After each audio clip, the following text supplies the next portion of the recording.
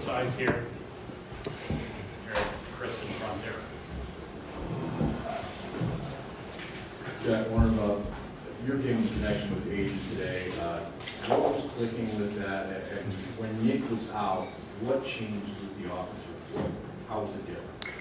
Yeah, me and Aidan were on the same page today, and hopefully continue that in the future. O-line was protecting great. All the receivers running great routes, whether it's to take a safety or, get another guy open. And then, just next man up, kind of the theme. We're good, just next man up. That's kind of where we were with the offense. We talked about next man up. There were so many injuries in that first half, second half, throughout the whole game. I'm curious how you guys weather that on the sideline. How do you address that when you see so many guys and your teammates going to the sideline, going to the medical tent, going out of the game? Yeah, it's just, like I said, it's the thing, like next man up, not as much address, just react. We got the guys, we got the depth to do it. So when that unfortunately happens, we don't think about it. We just, go in and execute as the next guy. All right, we got Omari Kelly up here too, so we'll take questions for either one or Aidan. Omari, I was wondering the punt return there, what you saw on that, how big that was, you could go after the bubble now, and you set up the score and then you left. It was a good feeling. That's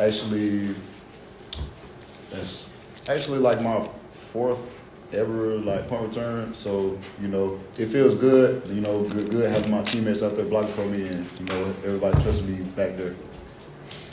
Yeah. Omari, have you ever had a punt return like that where you caught it over your head? It looked No. like it was one of the passes. Never have. It's bad technique actually. Yeah. Just a question for all three of you guys. Confidence, it seemed that the confidence was high coming into this game. I know you probably say your confidence wasn't shaken, but talk about how you guys managed the emotions to the final minute of the game. We came out, we stayed level-headed, and we played 4 quarters of football. I think, we took the momentum from last week and just came in and, continued growing and went out and scored. We played football how we know how to play football. I don't think there was much to it. It was just, went out there and competed. Yeah, we came in confident. I don't think it matters who we play. We're going to come out confident and try to go handle business, any way we have to. Whether, just trying to play a complimentary ball with the defense. If we got to go score for them, we'll go score for them. If they got to get a stop for us, they'll get a stop for us. So just kind of. They pretty much said it all right there. We just gotta find a way to keep going and keep trying to move forward. However things go. Thank you. Two questions here. First off, Jack, a performance like this, was this you at 100%? Does this feel like you kind of got the ball rolling coming out of that injury in the fall camp? And then Aidan, when this guy's healthy and performing like this, how much easier does that make it for the offense? I felt good today. Try to keep that going, and like I said again, Aidan was throwing great passes. O-line was blocking well. Receivers running great routes.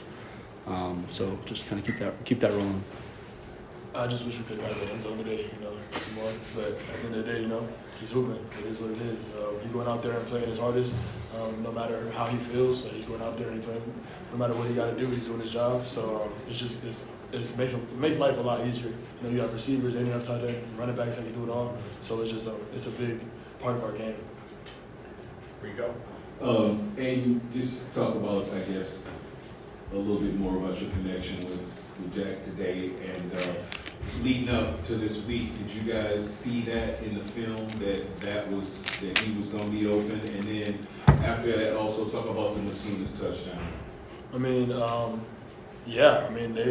They weren't really. We just felt like we had it. We were not outmatched. We outmatched them with the tight end playing, their defense, and we came out and we did what we were supposed to do. And he got the touches that he needed, and still wanted to get in the end zone, but it is what it is. Overall, we played well. We executed when we needed to. Got him the ball. He got us down to the 3-yard line, 1-yard line twice, and and then the Masunas touchdown. It was just going through my progression. It was one to Jack, two to Mike, and Mike ended up popping wide open. Gave him the ball. Was Masunas your first? No. Jack was my first, but they doubled Jack. So what number was Masunas in your progressions? 2. Okay. Yeah.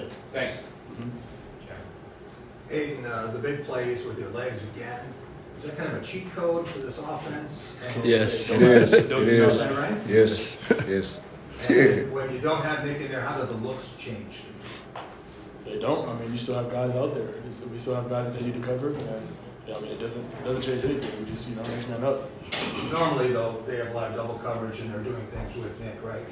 You don't. I mean, not really. I mean, I feel like we all play Division I football. At the end of the day, they think they can cover. They can cover. It is what it is. They should have the confidence to come out there and go man on man, 1-on-1.